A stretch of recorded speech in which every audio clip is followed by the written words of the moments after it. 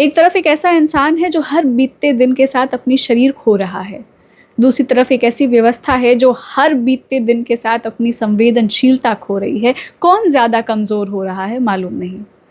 शरीर की खामोशी दिखाई दे जाती है, लेकिन सत्ता की खामोशी।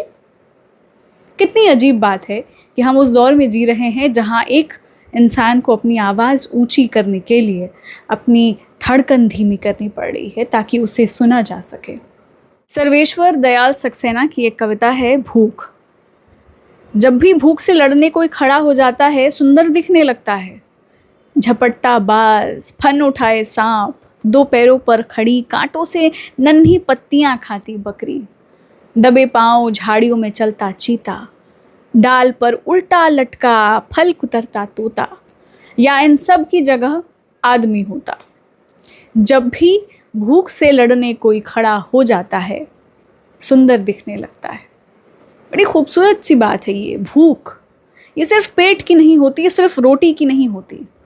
कभी कभी इंसान न्याय के लिए भी भूखा रहता है, कभी संवाद के लिए, कभी इस उम्मीद के लिए कि कोई उसकी बात सुन ले बस। और शायद सबसे बड़ी भूख होती है सुन लिए जाने की।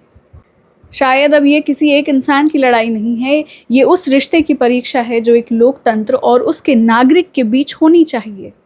मतभेद हो सकते हैं, मांगों पर बहस हो सकती है, लेकिन संवाद का मौन कभी किसी लोकतंत्र की जीत नहीं होता। जब एक इंसान भूखा रहकर उम्मीद बचाने की कोशिश कर रहा हो तो सवाल सिर्फ उसका नहीं रह जाता, सवाल हम सब का बन जाता है। और फिर यही सवाल त्रासदी बन जाएगी, शायद इतनी बड़ी त्रासदी कि जिसके सामने ना मुआवजे की जगह होगी, ना शोक संदेश की, और न ही जांच कमेटी बनाने की। मगर भूख का क्या है? मुआवजे से भी भूख की भरपाई नहीं हो सकती है। ऐसे में नरेश सक्सेना की एक कविता है, भूख सबसे पहले दिमाग खाती है, उसके बाद आंखें, फिर जिस्म में बाकी बची चीज़ों को।